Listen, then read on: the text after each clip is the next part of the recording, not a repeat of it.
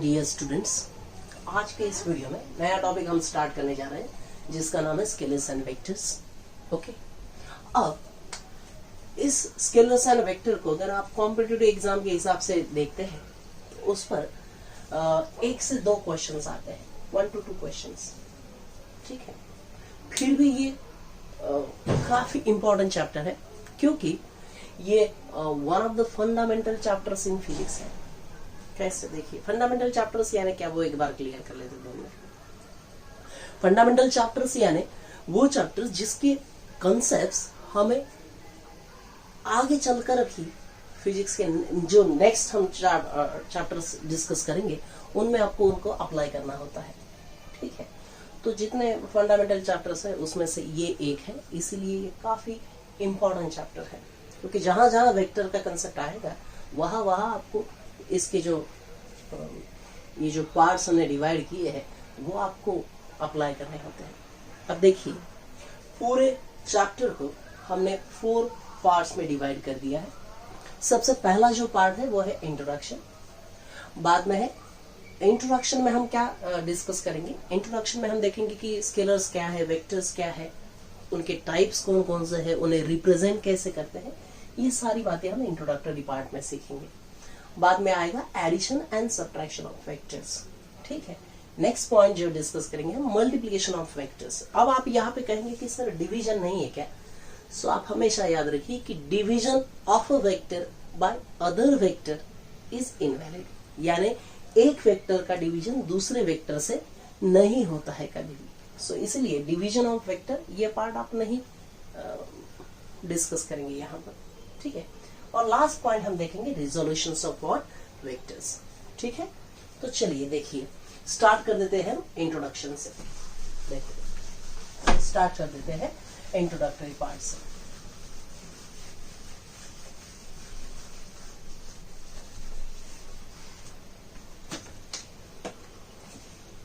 पहले क्लियर करेंगे कि स्केलर्स एंड वेक्टर्स क्या है। ठीक है, स्केलर्स एंड वेक्टर्स। ओके, सो जैसे कि हमने लास्ट चैप्टर में that is units and measurement में देखा कि फिजिकल क्वांटिटीज अगर आप देखते हैं, फिजिकल क्वांटिटीज यानी that can be measured. Okay, ये हमने ऑलरेडी डिस्कस किया है, यहाँ पे फिर से डिस्कस करने की जरूरत नहीं है। तो इनके टाइप्स आपने depending on dependency on other quantities वो आपने कंसिडर किया था फंडामेंटल एंड डिराइव्ड।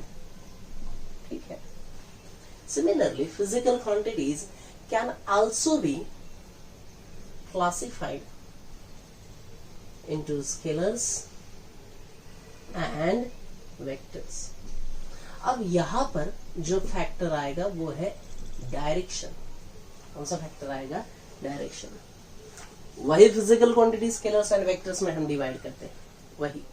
अब देखिए, स्केलर्स क्या है और वेक्टर्स क्या है वो एक बार क्लियर कर लेते हैं। देखिए, स्केलर्स क्वांटिटीज यानी ऐसे फिजिकल क्वांटिटीज रहते हैं विच can be express only by magnitude. ठीक है, जिसे हम सिर्फ और सिर्फ मैग्नीट्यूड से ही एक्सप्रेस कर सकते हैं। देखिए, हमने कहा है कि कोई भी क्वांटिटी अगर आप मेजर करते हैं तो ये इस तरह से है 2 kg, ये है क्वांटिटी और ये है न्यूमेरिक, यही यूनिट। ठीक है, अब मास ऐसे क्वांटिटी है जिसका सिर्फ आप क्या कहेंगे कि हाउ मच, जिसका आंसर इस क्वेश्चन का आंसर देते हैं आप हाउ मच, और वो रहेगा 2 kg। So here 2 kg is magnitude. 2 kg क्या है बोलिए, यहाँ पे मैग्नीट्यूड है। ठीक है, ओके। अब हम ये थोड़ी बोलते हैं कि 2 kg इन ईस्ट डायरेक्शन, इन साउथ डायरेक्शन, ऐसे डायरेक्शन का कोई सवाल नहीं आता। सो मास को मुझे अगर एक्सप्रेस करना है तो मुझे सिर्फ मैग्नीट्यूड की जरूरत है। सिर्फ किसकी जरूरत है बोलिए? मैग्नीट्यूड की, डायरेक्शन की जरूरत नहीं। And that's why mass is a scalar quantity. Mass कौन सी क्वांटिटी है बोलिए? स्केलर। स्केलर को कैसे आप डिफाइन करेंगे एक बार मुझे बताइए। Scalars are those physical quantities which can be express only by magnitude. ठीक है, स्केलर्स जो है, स्केलर्स या फिर scalar quantity, okay, scalar quantity यानी ऐसी quantity which can be express only by, can be express only by magnitude, only by what, magnitude, simple. Okay, अब scalar quantity में क्या क्या पॉइंट्स हमें याद रखने हैं, देखिए, it has no direction, scalar quantity में। अब इट ओबेज ऑर्डिनरी अलजेब्रा, और यहां पर कंसेप्ट ट्विस्ट ले रहा है। जो भी अलजेब्रा है, तो अलजेब्रा हमने दो तरह के देखे हैं, ordinary algebra and vector algebra. तो वेक्टर अलजेब्रा में क्या होता है, मैग्नीट्यूड के साथ साथ डायरेक्शन भी जरूरी है। जैसे कि देखिए, हम बचपन से एक एग्जांपल देखते आए कि इस तरफ से अगर आपको टग ऑफ वार जैसा कंसेप्ट है, रस्सी खींचकर, कि इधर से आपको 100 न्यूटन फोर्स लग रहा है और इधर से 100 न्यूटन फोर्स, तो नेट फोर्स कितना हो रहा है, 0। ऑन दी अदर हैंड, इस हाथ में आपको 100 रुपीज दिया और इस हाथ में 100 रुपीज दिया, तो टोटल कितने रुपीज हुए आपके पास, 200।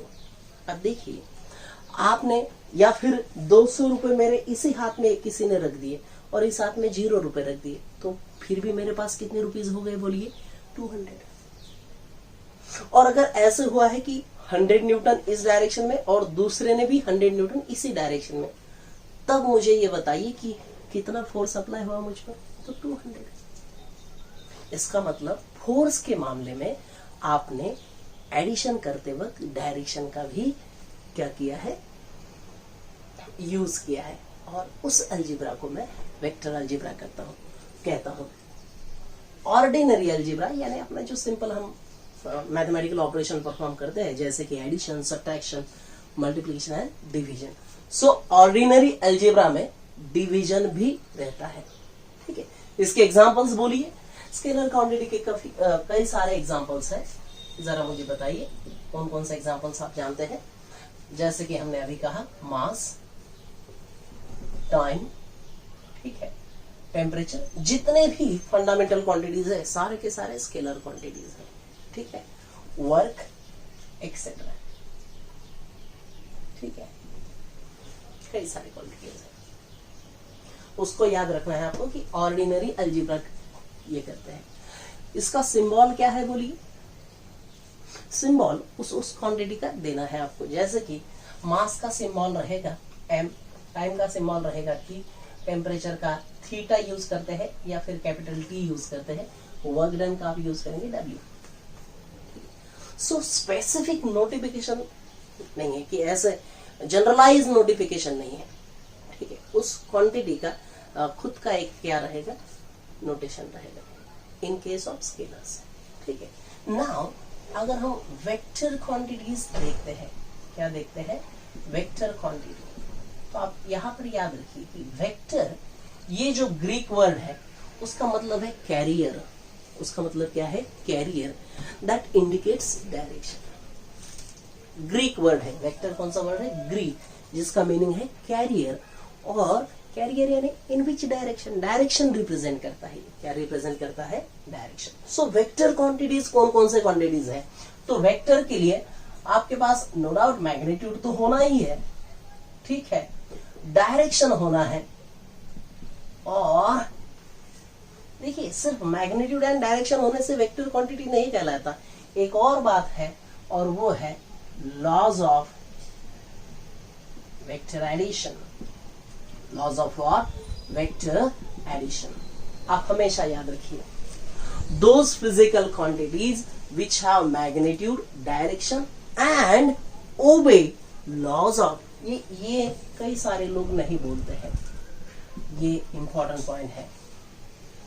यानी सिर्फ मैग्नीट्यूड और डायरेक्शन है तो आप उसे वेक्टर नहीं बोल पाएंगे।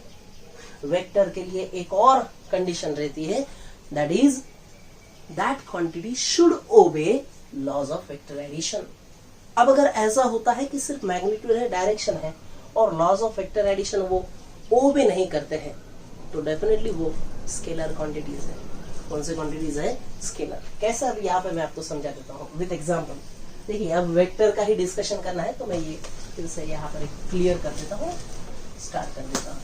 देखिए वेक्टर का ही डिस्कशन है पूरे चैप्टर में। देखो यहाँ पर vectors,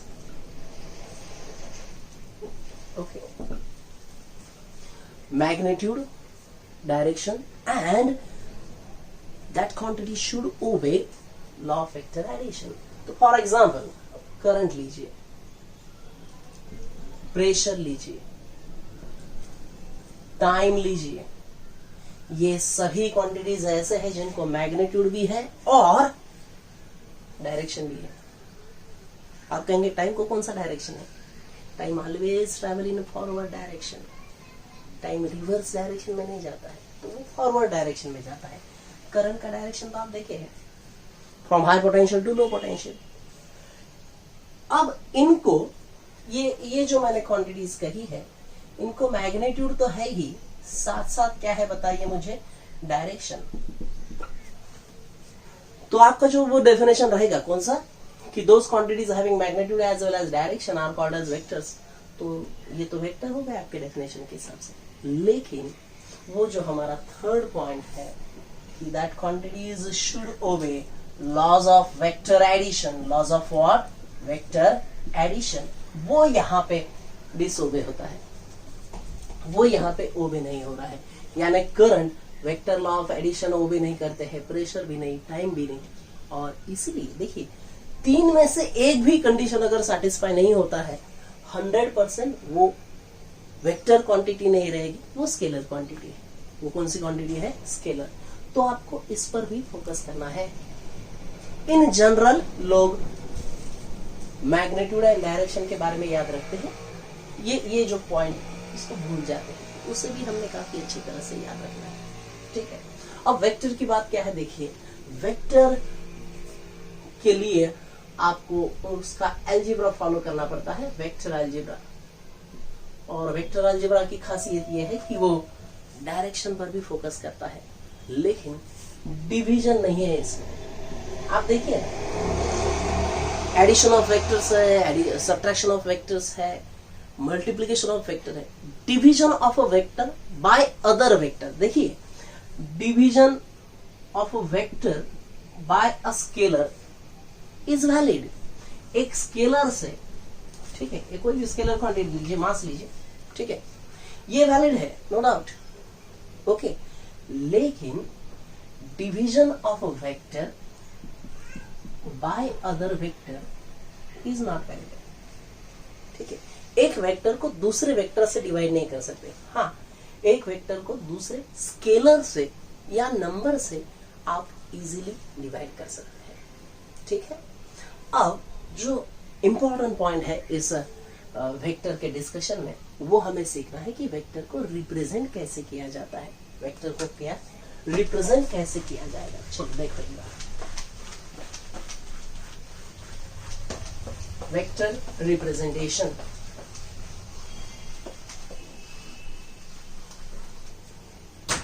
Representations of vector. Representation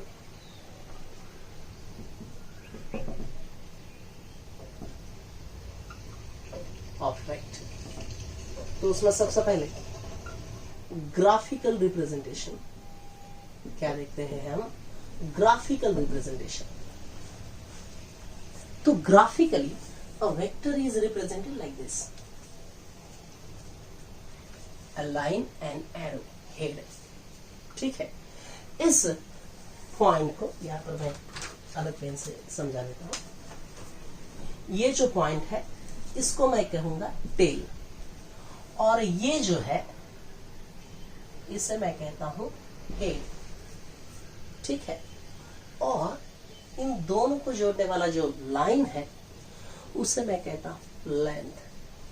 ठीक है, ये जो, अब देखिए यहां पे मैं एक बात समझा देता हूं आपको कि magnitude of vector is proportional to length of vector. यहां पर ये याद रखिए, टेल यानी ये रहेगा स्टार्टिंग पॉइंट, ठीक है, और हेड यानी उस डायरेक्शन में वो जा रहा है। जैसे कि मैं अगर यहाँ पर खड़ा हूँ और मुझे फोर्स अप्लाई करना है इस डायरेक्शन में, तो फोर्स स्टार्ट हुआ यहाँ से, तो ये है उसका टेल, और आप इस तरह से अप्लाई करेंगे इस डायरेक्शन में, तो जहां पे अप्लाई करेंगे वो रहेगा हेड। सो ये है वेक्टर की डायरेक्शन, ठीक है। और वो जो उसकी मैग्नीट्यूड है कि कितना फोर्स, मान लीजिए कि आपने 10 न्यूटन फोर्स ऐसे दिखा है, मानो 10 न्यूटन फोर्स, ओके, तो आपको 20 न्यूटन के लिए ऐसा दिखाना पड़ेगा। 20 न्यूटन को आप इस तरह से नहीं दिखा सकते, ये इस तरह से। क्यों? क्योंकि 10 न्यूटन के लिए मैग्नीट्यूड आप ऐसे दिखाए तो 20 उससे ज्यादा है, तो आपको उसका भी आपको याद रखना है प्रोपोर्शनलिटी पर, ठीक है। एग्जैक्ट 10 न्यूटन या फिर 10 मीटर यानी 10 मीटर नहीं दिखाना आपको। जैसे कि हमने वो स्केल यूज किए होगी ग्राफ में कि 1 centimetre is equal to 10 newton दिखाया, आप तो 1 सेंटीमीटर दिखाया, इसका मतलब 10 न्यूटन। तो 20 के लिए कितना दिखाना पड़ेगा? 2 सेंटीमीटर। ये सिंपल सी बात है, ठीक है। So this is graphical representation. Graphical representation of vector में आपको क्या क्या याद रखना पड़ता है? टेल है, टेल रहेगा starting point, also known as initial point, और ये है end point, that is terminal point. Head कौन सा पॉइंट है? ये टर्मिनल, ये इस डायरेक्शन में जा रहा है, ओके। देखिए आगे बढ़ते हैं। अब मुझे मैथमेटिकली अगर रिप्रेजेंट करना है तो इसमें कई सारी बातें हैं। मैथमेटिकल रिप्रेजेंटेशन,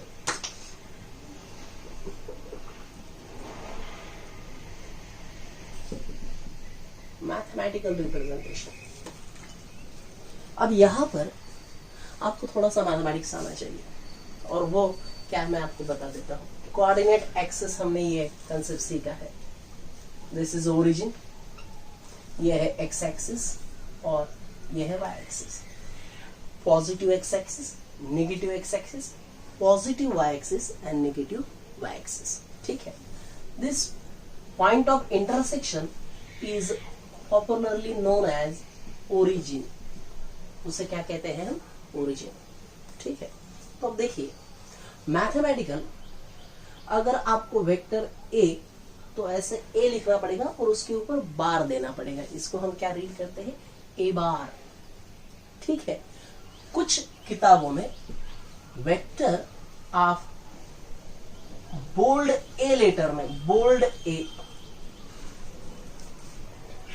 लिखते हैं, इवन देन वो वेक्टर कहलाएगा, ठीक है। देखो मैथमेटिकल रिप्रेजेंटेशन कैसा है? वेक्टर ए अगर मुझे रिप्रेजेंट करना है तो ए लिखेंगे, उसके ऊपर बार देंगे, ठीक है। एक्चुअली ये उसके ऊपर ऐसे एरो देते हैं, लेकिन अब हम प्रैक्टिस करते समय ऐसे हर बार एरो नहीं दिखा देते, तो बार भी लिख दिया आपने तो भी वो वेक्टर ही कहलाता है।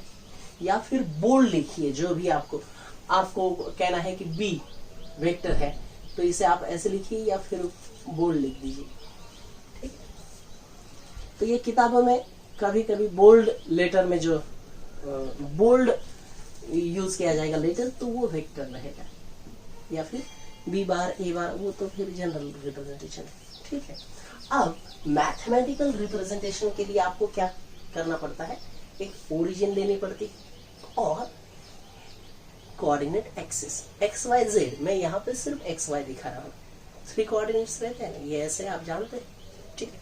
तीनों की तीनों म्यूचुअली परपेंडिकुलर है। तो जेड एक्सिस यानी पॉजिटिव जेड एक्सिस, यानी देखिए ये है एक्स एक्सिस, ये है वाई। ऐसा जरूरी नहीं रहता है कि हमेशा आप एक्स एक्सिस ये दिखाइए, आप इसे जेड एक्सिस बोल सकते हैं। उनके नाम इधर उधर कर सकते हैं हम, ये भी याद रखिए कि ये वाई बोल सकते हैं, ये एक्स बोल सकते हैं, लेकिन जनरल में इसे एक्स कहते हैं, इसे वाई कहते हैं। आगे जो निकलेगा वो क्या कहेंगे? जेड। तो जेड के पीछे का जो रहेगा एक्सिस, उसे माइनस जेड कहेंगे, ठीक है। तो अब देखिए मैं अगर ऐसे दिखा देता हूं, ओके, तो क्या ये ग्राफिकल रिप्रेजेंटेशन ऑफ वेक्टर नहीं है? हाँ, graphical representation of what? Vector. ये है उसका initial point and this is final point. Now please tell me, क्या हमने 9th 10th में कोऑर्डिनेट्स में इस पॉइंट को मैं ए बोल देता हूं, इस पॉइंट को मैं बी, सॉरी इस पॉइंट को मैं बी बोल देता हूं। ठीक है, अब ए के कोऑर्डिनेट्स x1 y1 और बी के कोऑर्डिनेट्स है x2 y2। ठीक है, तो यहां पे ये जो वेक्टर है, let us consider this vector C vector है, तो उसे अगर मुझे रिप्रेजेंट करना है तो मुझे क्या करना पड़ता है, देखिए सी वेक्टर को रिप्रेजेंट करना है तो वो कहां से कहां स्टार्ट हुआ, फ्रॉम ए टू बी। तो बी की जो कोऑर्डिनेट्स है उनमें से एक्स के ए के कोऑर्डिनेट्स सबट्रैक्ट कर देने। जैसे कि देखो x2 minus x1, y2 minus y1। ठीक है, लेकिन ये तो नंबर्स रहेंगे सिर्फ, अब ये वेक्टर नहीं हुआ है, सिर्फ मैग्नीट्यूड है, और उसे अगर वेक्टर में कन्वर्ट करना है तो यूनिट वेक्टर का सहारा लिया जाता है। वो हम टाइप्स ऑफ वेक्टर में डिस्कस करेंगे। तो एक्स एक्सिस के अलावा जो यूनिट वेक्टर रहता है उसे हम कहते हैं आई कैप। देखिए वेक्टर का रिप्रेजेंटेशन ए बार और यूनिट वेक्टर का रिप्रेजेंटेशन ए पर कैप दिखाना। कैप दिखाना इसका मतलब देखिए इसे क्या रीड करेंगे आप, वेक्टर ए, इसे रिप्रेजेंट करेंगे यूनिट वेक्टर ए। ठीक है, अब ये i cap plus y2 minus y1 j cap. ठीक है, अब अगर थर्ड एक्सिस होता, यानी यहाँ पे एक्स वाई जेड कोऑर्डिनेट्स होते, हर एक पॉइंट को स्पेस में होता वो, तो फिर आप यहाँ पे लिख देते, फिर यहाँ पे क्या आ जाता बोलिए, अगर होता तो हमारे न्यूमेरिकल में वो नहीं है, होता तो आप लिखते कि Z2 माइनस, थोड़ा पेन में दिक्कत आ रही है,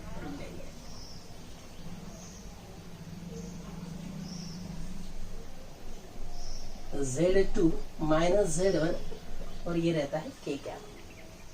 ठीक है, Z2 minus Z1 K cap. तो आपको मैथमेटिकल रिप्रेजेंटेशन में क्या जरूरी है बोलिए, आपको सबसे पहले ओरिजिन लेना पड़ेगा, कोऑर्डिनेट एक्सिस लेने पड़ेंगे, और जो वो आप वेक्टर दिखा रहे हैं उस वेक्टर को आपको क्या करना पड़ेगा, उनके टेल के और हेड के, यानी इनिशियल और फाइनल पॉइंट्स के जो कोऑर्डिनेट्स है वो देखने पड़ेंगे, और फिर आपको ऐसे करना पड़ेगा। अब कोई अगर मुझे ये कहे कि सर ये अगर मैं ऐसा वेक्टर दिखा देता हूं, ठीक है, ये मैं क्लियर कर लेता हूं, इसका काम हो गया। ये वेक्टर दिखा दिया मैंने, इसको वेक्टर ए बोल दिया मैंने।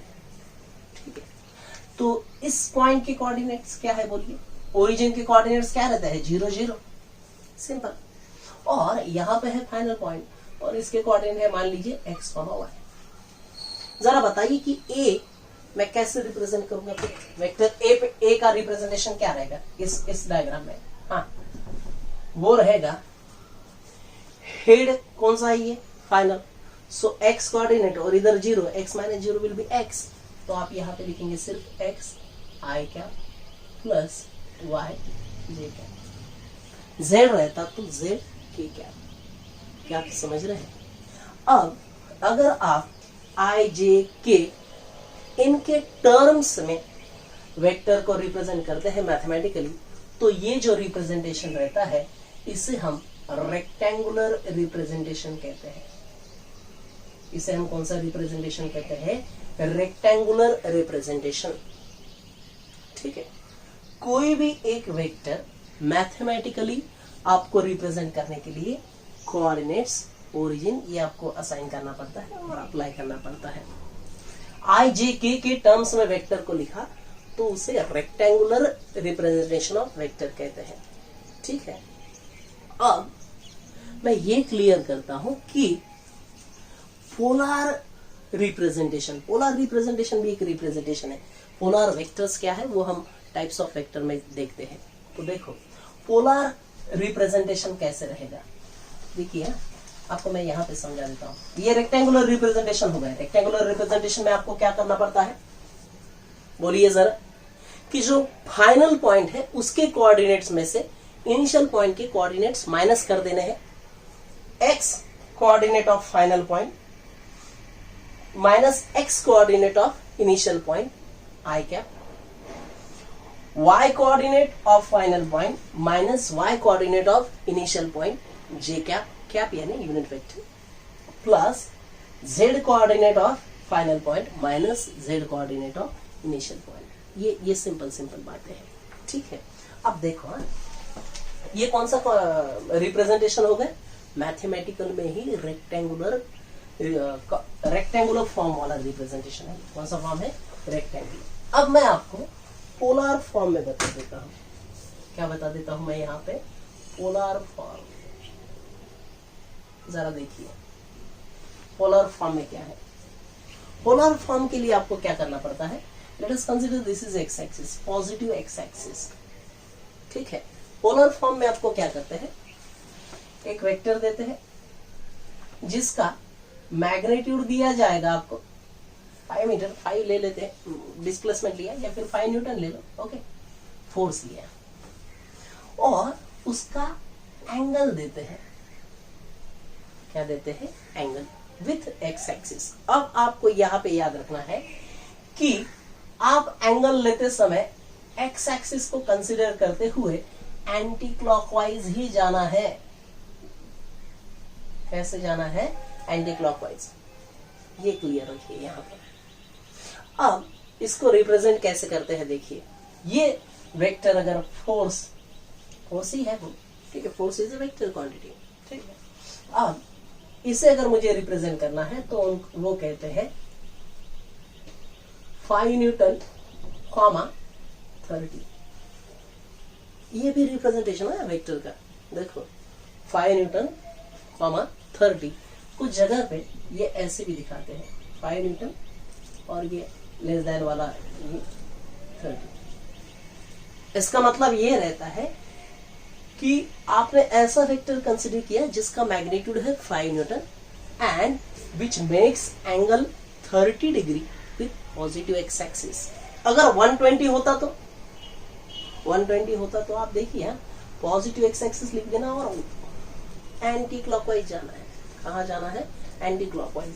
सो 120 वाला ये ऐसे रहेगा, ये रहेगा पॉजिटिव एक्स एक्सिस पहली बार, और वो वेक्टर रहेगा इस तरफ। This is vector A which is of 5 Newton. Magnitude है उसकी, तो वो वेक्टर नहीं लिख सकते। मैग्नीट्यूड क्या वगैरह सब हम डिस्कस करेंगे वन बाय वन। यहाँ पे ये एंगल है 120, इसका रिप्रेजेंटेशन रहेगा 5 न्यूटन 120। इसे हम कहते हैं पोलर रिप्रेजेंटेशन और पोलर फॉर्म ऑफ वेक्टर। ये क्या है बोलिए, this is polar form of vector. एकदम सिंपल सी बात, ठीक है। देखो हाँ, मैं एक बार फिर से ये बात क्लियर कर देता हूं। मैथमेटिकल रिप्रेजेंटेशन में दो बातें हैं, रेक्टेंगुलर एंड पोलर। रेक्टेंगुलर में आईजे के कैसे रिप्रेजेंट करना है, फाइनल के एक्स कोऑर्डिनेट, इनिशियल के एक्स कोऑर्डिनेट, सब्ट्रैक्शन। फाइनल का वाई कोऑर्डिनेट माइनस इनिशियल का वाई कोऑर्डिनेट, फाइनल का जेड कोऑर्डिनेट माइनस इनिशियल का जेड कोऑर्डिनेट, ऐसे बनाइए। ये पहली बात, ठीक है। पोलर फॉर्म में क्या दिया जाएगा आपको, मैग्नीट्यूड दिया जाएगा और एक्स एक्सिस के साथ एंगल दिया जाएगा और उसे ऐसे रिप्रेजेंट करेंगे। This is polar representation of vector, okay, ठीक है। आगे बढ़ते हैं। This is all about representations of vector. Vector को हम कैसे रिप्रेजेंट करते हैं ये यहां पर खत्म हो चुका है, ओके। अब देखिए थोड़ा और आगे बढ़ते हैं।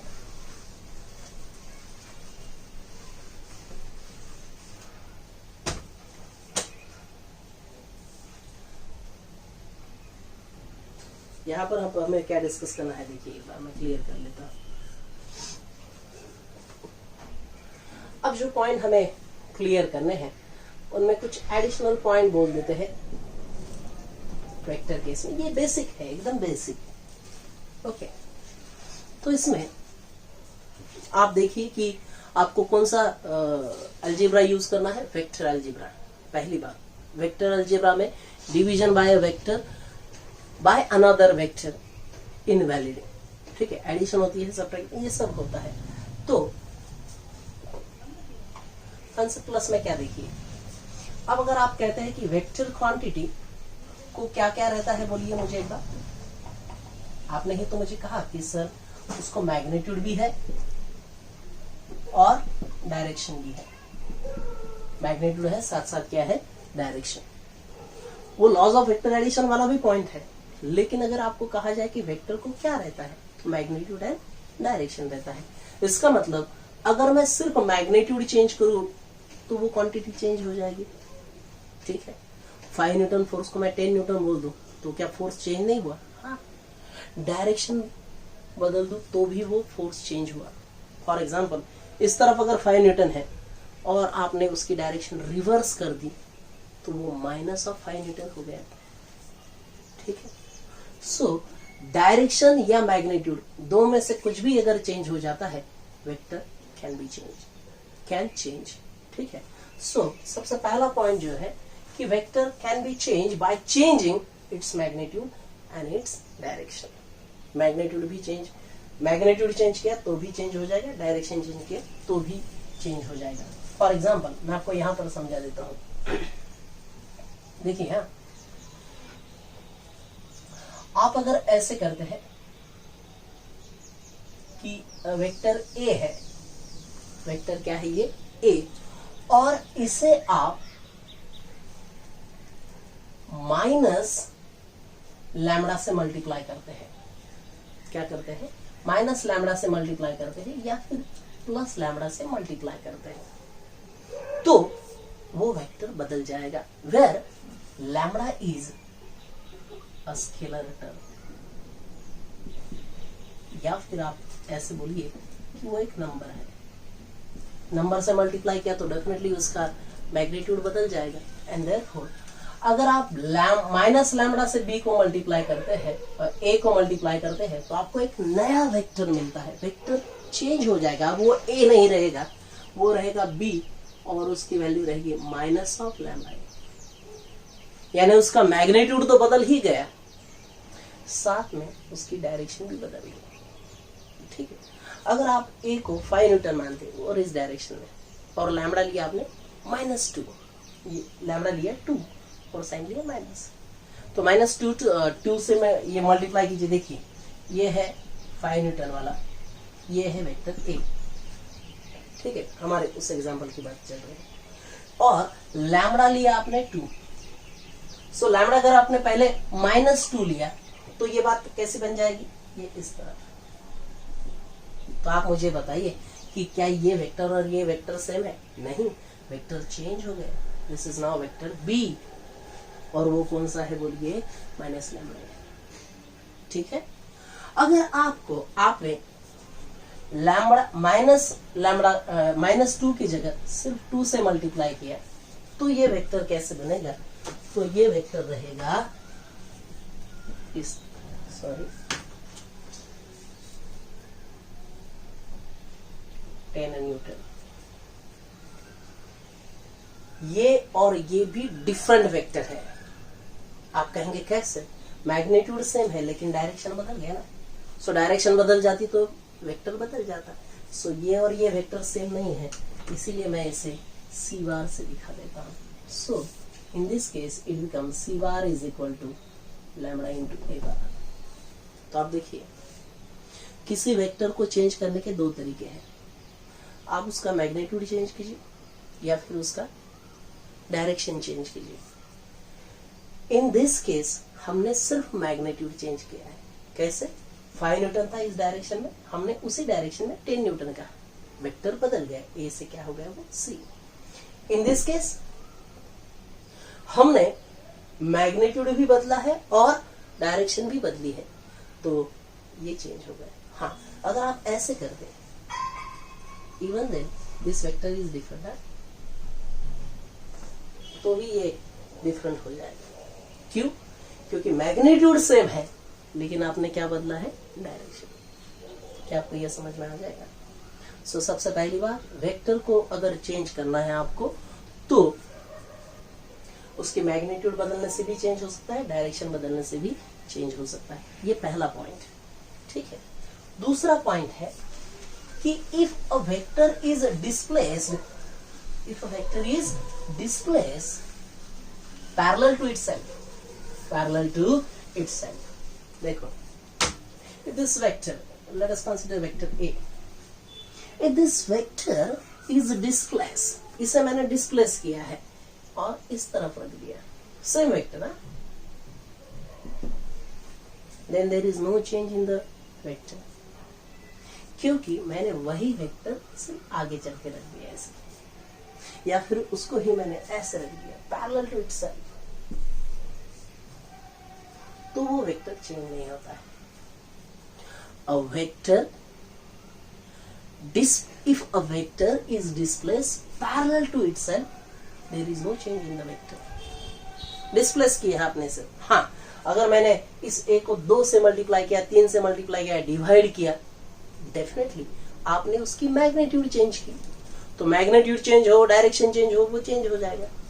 अब डिस्प्लेस पैरेलल किया तो पैरेलल में डायरेक्शन तो सेम रह रहा है, तो डायरेक्शन सेम और वही वेक्टर डिस्प्लेस किया यानी मैग्नीट्यूड भी सेम, दोनों बातें same, vector same.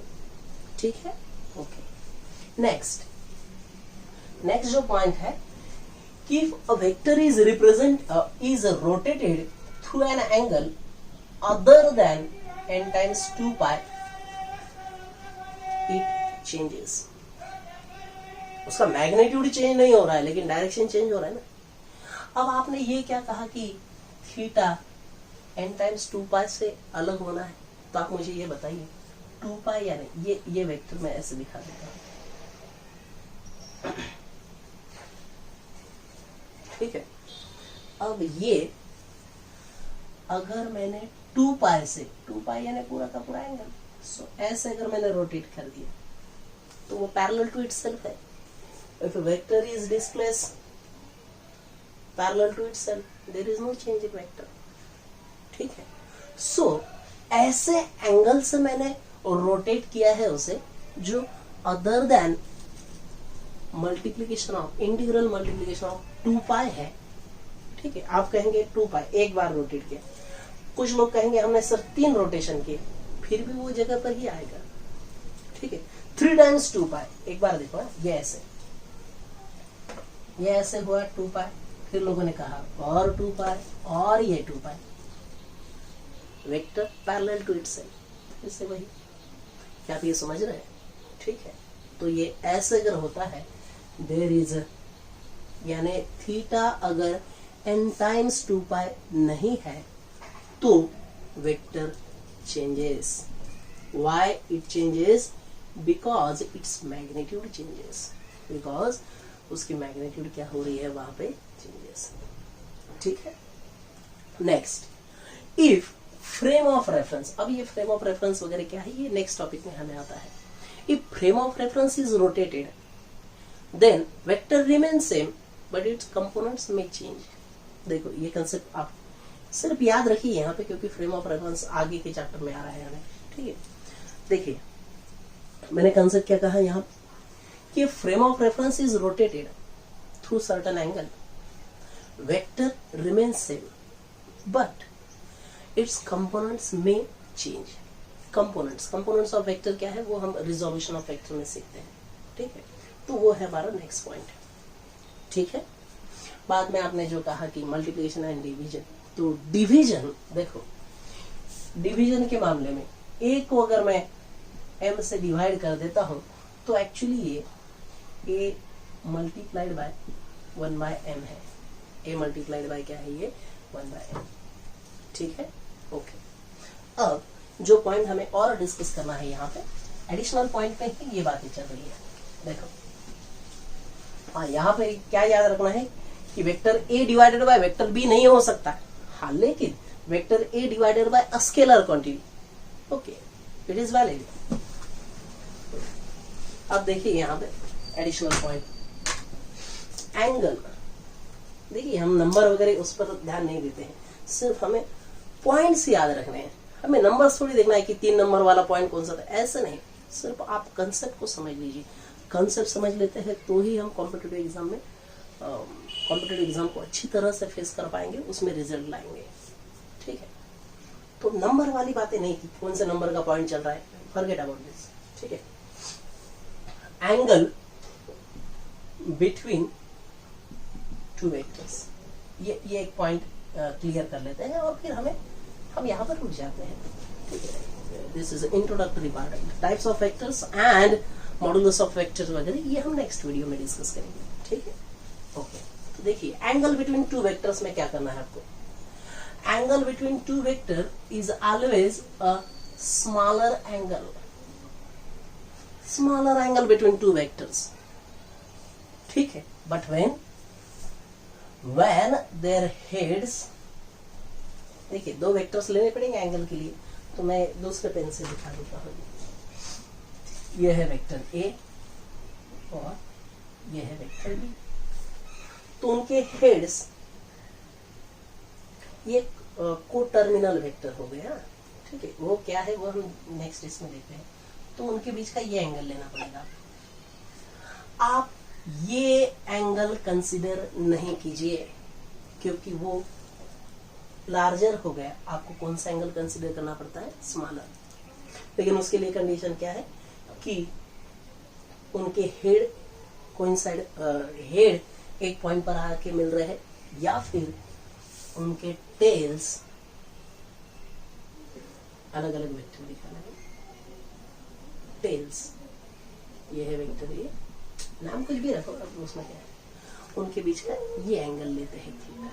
So angle between two vectors क्या है बोलिए। एक्चुअली दो वेक्टर्स या तो उनके हेड मिल रहे हैं या तो टेल मिल रहे हैं। ठीक है, को इनिशियल है या को टर्मिनल है, उनके बीच का स्मॉलर एंगल लेंगे आप। उनके बीच का कौन सा एंगल लेंगे आप, स्मॉलर। ठीक है, अब हमेशा ऐसे ही थोड़ी हो रहेगा। अब ये हो गया वेक्टर ए, ठीक है, ओके, और ये हुआ वेक्टर बी। अब आप एंगल कौन सा लेंगे उनके बीच का, ये ट्विस्ट है, जरा देखिए। ना तो ये कंडीशन को टर्मिनल वाली है ना को इनिशियल वाली है, तो यहाँ पर क्या करना पड़ेगा आपको। तो उनका कहना, अभी हमने कहा कि a vector when displace parallel to itself it remains same, उसका कोई चेंज नहीं हो जाता है। तो इसको मैं दो तरह से चेंज कर सकता हूँ। ये देखिए, ये जो कंसेप्ट है, मैं एक इस मेथड से यहाँ पर मैं समझा देता हूँ। बोर्ड छोटा होने के कारण हमें थोड़ा सा दिक्कत आता है। ठीक है, तो ये ए मैंने ऐसे ही रख दिया। ठीक है, और वो जो ये थोड़ा सा नीचे लिखना पड़ेगा, ये ए, और ये जो ऐसे बी था ना, इस तरफ डायग्राम उसी तरह से लिखा हुआ। ये ऐसे जो था बी, इसको मैंने क्या किया है, डिस्प्लेस किया पैरेलल टू इटसेल्फ, और ये ऐसे लिया, पीछे किया थोड़ा सा। ये है वेक्टर बी, तो पैरेलल टू इटसेल्फ यानी ये आ गया। अब यहाँ पे दोनों के हेड मिल रहे हैं, डेफिनेटली ये एंगल लेंगे आप, angle of vector, angle between vectors. Clear. B को आपने क्या किया है, डिस्प्लेस किया है पैरेलल टू इटसेल्फ, तो बी बी ही रहेगा। या फिर आप ऐसे भी कर सकते हैं यहाँ पे कि ये ए था, ओके, और ये ऐसे बी था, हाँ ना। यहाँ पे आपने क्या किया है, ए को ही डिस्प्लेस किया, डिस्प्लेस किया। अब यहाँ पर इन दोनों वेक्टर्स के टेल आए हैं, तो ये एंगल रहता है angle between vectors. So angle between vectors में आपको याद रखना है कि स्मॉलर एंगल लेना एक। दूसरी बात, या तो वो को टर्मिनल होने चाहिए या को इनिशियल होने चाहिए। ऐसे नहीं होता है, किसी एक को आप डिस्प्लेस कीजिए parallel to itself, you will get answer. इस तरह से या इस तरह से, ठीक है। ये हो गए इसके एडिशनल पॉइंट। देखिए, इस पूरी वीडियो में जो बातें हमने डिस्कस की वो एक बार मैं क्विक रिवाइज कर लेता हूँ और फिर हम रुक जाते हैं। देखिए, सबसे पहले हमने क्या क्लियर किया है कि स्केलर्स और वेक्टर्स क्या है एक्चुअली। तो स्केलर्स यानी ऐसे जिनको मैं किस तरह से रिप्रेजेंट करूंगा, सिर्फ और सिर्फ मैग्नीट्यूड से रिप्रेजेंट हो सकते हैं। A vector that can be express only by magnitude. उसके लिए कौन सा अलजेब्रा यूज करते हैं आप, ऑर्डिनरी। जो नेक्स्ट पॉइंट है वो वेक्टर, उस पर फोकस कीजिएगा। तो वेक्टर्स कहां से आए, ये वर्ड ग्रीक वर्ड है ये, और जिसका मीनिंग है कैरियर, जिसका मीनिंग क्या है, कैरियर। तो आपको क्या करना है, देखिए आप, कुछ लॉज ऐसे है फिजिक्स में, कुछ लॉज ऐसे है फिजिक्स में जो हम किसमें बाय वेक्टर से भी रिप्रेजेंट नहीं किए जाते, तो फिर वहां पे एक क्वांटिटी आ जाती है जिसका नाम है tensor. So tensor is nothing but it is a special case of vector. वो हम डिस्कस करेंगे नेक्स्ट लेक्चर में। Tensor is a special case of what, vector. ठीक है, ओके। वेक्टर में फिर आपने कहा उसका representation, mathematical representation, graphical representation तो काफी सिंपल था। टेल है, हेड है, दोनों के बीच का जो लेंथ है, that length is proportional to what, magnitude of the vector. ठीक है, हेड का पॉइंट है उसके कोऑर्डिनेट्स रह सकते हैं, टेल के पॉइंट उसके कोऑर्डिनेट रहते हैं। फिर आपको मैथमेटिकल रिप्रेजेंटेशन के लिए हेड के कोऑर्डिनेट में से टेल के कोऑर्डिनेट सब्ट्रैक्ट करके आई जे के लगा दीजिए, रेक्टेंगुलर फॉर्म में रिप्रेजेंटेशन होगा। पोलर में कैसे रहता है, एक्स एक्सिस के साथ एंगल देते हैं, 5 न्यूटन 60, इसका मतलब क्या है, ऐसा वेक्टर लिया है जिसका मैग्नीट्यूड है 5 न्यूटन और एक्स एक्सिस के साथ उसका एंगल कितना है, 60 डिग्री। ठीक है, फिर हमने एडिशनल पॉइंट देखे। एडिशनल पॉइंट में हमने कहा कि वेक्टर क्वांटिटी को मैग्नीट्यूड है, डायरेक्शन है, तो उसे अगर मुझे चेंज करना है तो मैग्नीट्यूड चेंज किया तो भी चेंज हो जाएगा, डायरेक्शन चेंज किया तो भी चेंज हो जाएगा। हाँ, अगर कोई वेक्टर खुद को ही पैरेलल डिस्प्लेस किया जाए तो ना मैग्नीट्यूड बदलता ना डायरेक्शन, इसलिए इट रिमेन्स सेम। रोटेशन वगैरह और ये लास्ट वाला एंगल वाला, ये इंपॉर्टेंट पॉइंट है। ठीक है, हम यहीं पर रुक जाते हैं। Thank you.